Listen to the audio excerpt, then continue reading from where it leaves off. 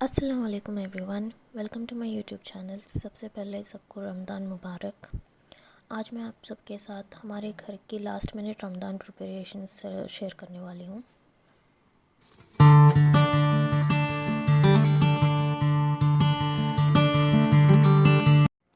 तो सबसे पहले स्प्रिंग रोल्स बनाने के लिए मैंने यहाँ पे तेल गरम होने डाल दिया है और उसमें अराउंड 1 कप प्याज डाला है।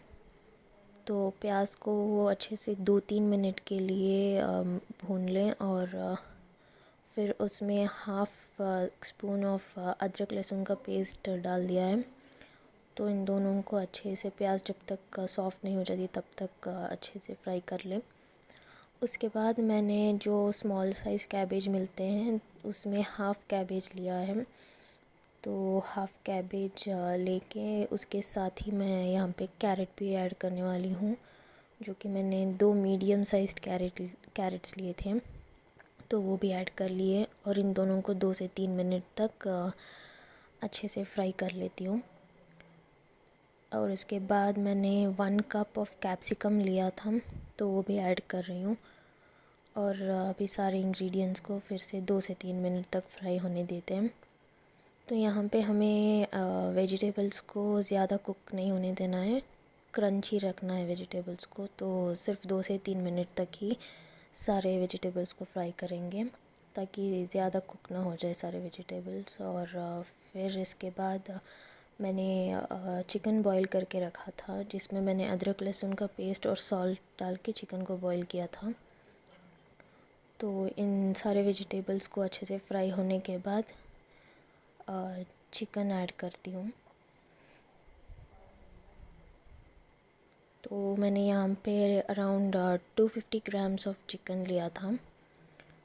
सो बॉईल करने के बाद अच्छे से चिकन को श्रेड कर लिया और फिर चिकन को भी इन सारे वेजिटेबल्स के साथ 2 से 3 मिनट तक अच्छे से फ्राई कर लेते हैं। और फिर इनमें बाकी के इंग्रेडिएंट्स ऐड कर देते हैं।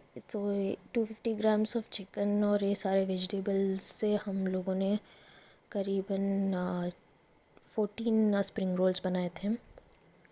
तो इसके बाद मैंने around 1.5 spoon of black pepper powder डाला है और सभी को अच्छे से मिक्स करके,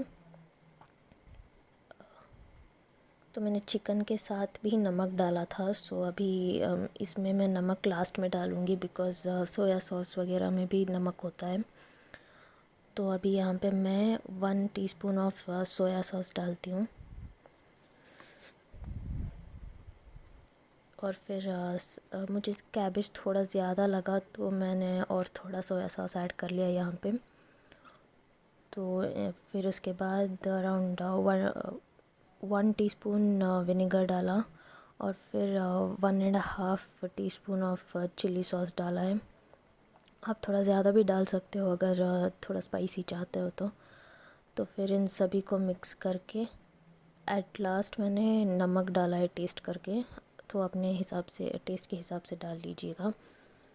और चिकन बॉईल करते वक्त भी मैंने नमक डाला था, तो थोड़ा ध्यान में रख के मैंने नमक ऐड किया है यहाँ पे। और फिर इसके बाद मैंने सभी अच्छे से मिक्स कर लिया है सभी इंग्रेडिएंट्स को और फिर गैस को बंद करके मैंने इसको अलग निकाल लिया था और ये फिलिंग को मैंने ठंडा होने के लिए साइड में रख दिया था।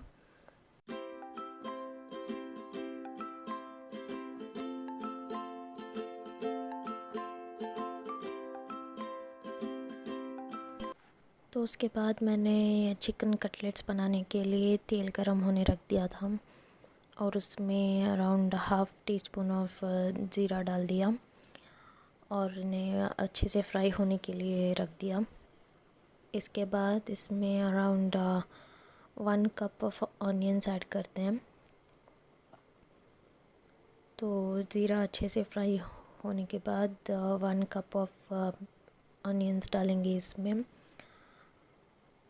और ऑनियंस को अच्छे से सॉफ़्ट होने तक फ्राई कर लेंगे।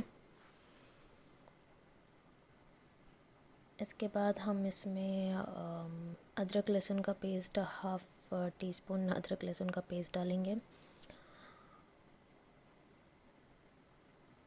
और इन प्याज और अदरक लहसुन के पेस्ट को अच्छे से फ्राई होने के लिए रख देंगे।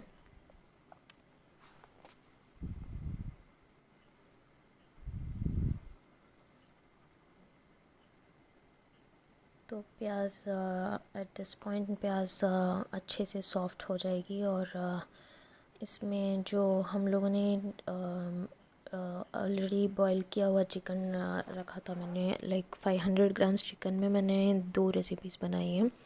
स्प्रिंग रोल्स के लिए मैंने 250 ग्राम्स लिए थे और कटलेट्स के लिए 250 ग्राम्स लिए हैं। और यहाँ पे मैंने 3 to 4 मीडियम साइज्ड ग्रीन चिल्लीज़ को अच्छे से क्रश करके डाल दिया है। उसके बाद इसमें इनको अच्छे से फ्राई कर लेते हैं। तो सेम जैसे स्प्रिंग रोल्स के लिए चिकन बॉईल किया था, इसमें भी अदरक लहसुन का पेस्ट और नमक डाल के चिकन को बॉईल कर लिया है। और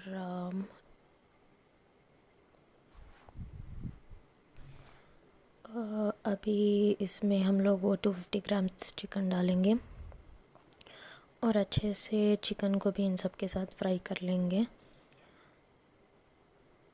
तो मैंने 2 मीडियम साइज्ड आलू भी लिए हुए थे, मैंने बॉईल करके मैश करके रखा हुआ था। तो इसमें चिकन फ्राई होने के बाद आलू भी ऐड करेंगे। सो ये 250 ग्राम्स चिकन है।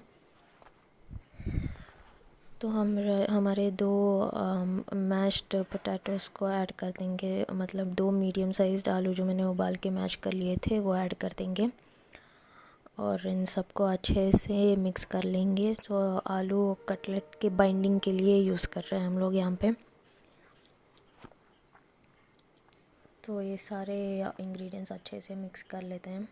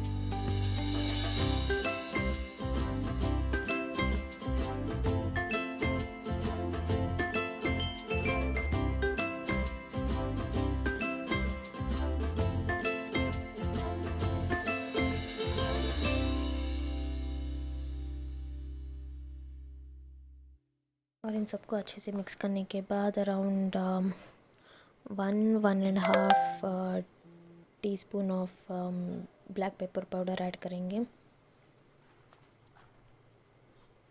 इन सबको अच्छे से मिक्स करने के बाद हम बाकी के इंग्रेडिएंट्स डालेंगे। तो हम लोगों ने चिकन में ऑलरेडी नमक डाला हुआ था, तो इसमें देख के नमक डालेंगे लास्ट में।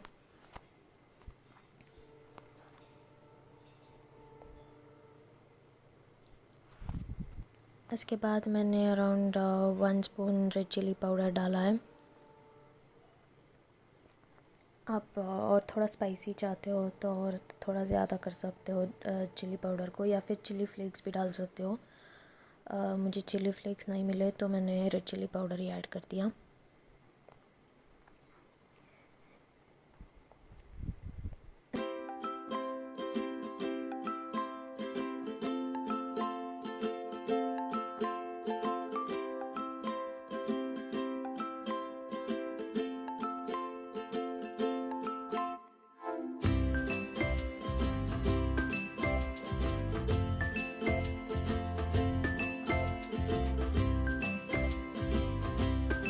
उसके बाद मैंने अराउंड हाफ़ टी स्पून हल्दी डाल दिया।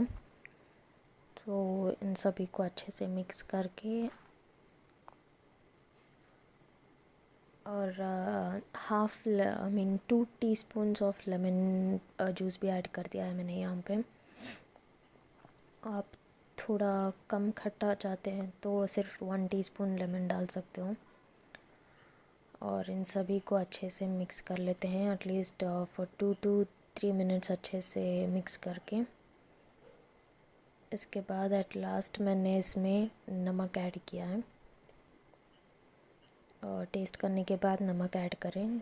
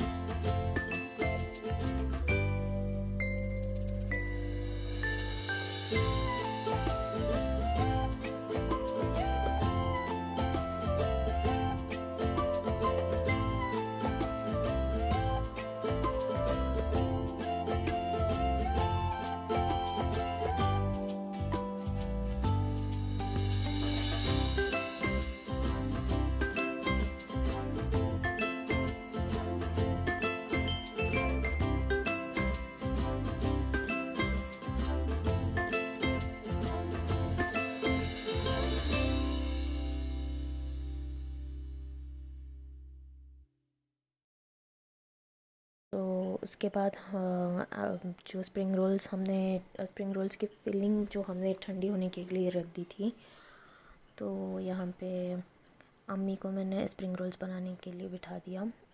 तो वो फिलिंग जो स्प्रिंग रोल शीट्स जो मिलते हैं मार्केट में, वो लाए थे हम लोग। तो उसमें ही हम लोग फिलिंग भर के रोल्स बनाएंगे। तो अम्मी यहाँ पे फिलिंग डाल रही हैं, और इस रोल को इस तरीके से हम लोग रोल करते हैं। मैंने कभी नहीं बनाया था तो मैंने इसको अटेम्प्ट भी नहीं किया। हम इसके साथ जो स्लरी होती है मैदे की, उसके साथ इसको बाइंड करेंगे। तो ये मैदे का जो स्लरी बनाया था वो लगा के हम इस रोल को चिपकाते हैं एंड्स को। तो इस तरीके से हमारा एक रोल बन गया है। इसी तरीके से हमने ने बाकी के रोल्स बना लिए। और साइमल्टेनियसली मैं चिकन कटलेट्स बनाने के लिए बैठ गई थी। स्टार्टिंग में जो मैंने ट्राई किया तो कटलेट बन नहीं रहा था। मुझे लगा कि मैंने कुछ गड़बड़ कर दी है। तो फिर बाद में अम्मी ने बोला कि पूरा जो मिक्सचर है उसको अच्छे से नीड कर लेना, उसके अच्छे से गूंद लेना, तो फिर उसके बाद वो बाइंड होके अच्छे से कटलेट बनेगा। तो मैंने फ़र्स्ट वाला जो नहीं बन रहा था उसको छोड़ के मैंने पूरा मिक्सचर फिर से अच्छे से मिला लिया और अच्छे से आटे की तरह गूंद लिया, और फिर कटलेट बनाने की कोशिश की।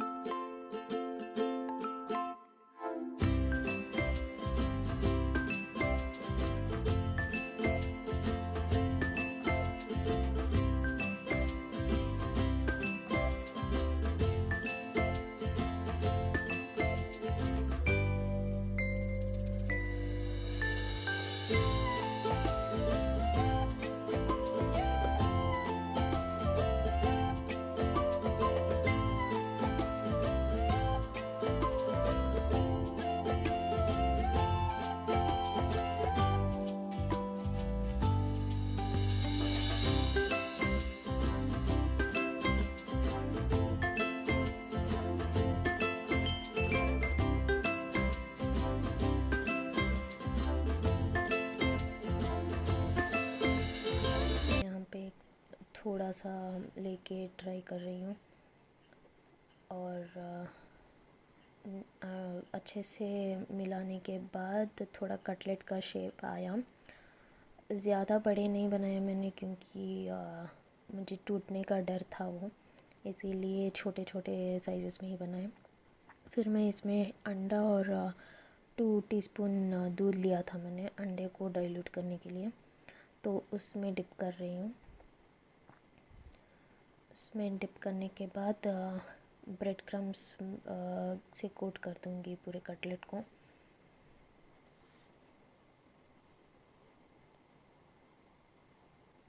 तो इसी तरह ब्रेड क्रम्स ऐड करने के बाद हमारा एक कटलेट रेडी है। इसी तरीके से मैंने बाकी के कटलेट्स बना लिए। Thank you for watching my video guys. Please do like, share and subscribe.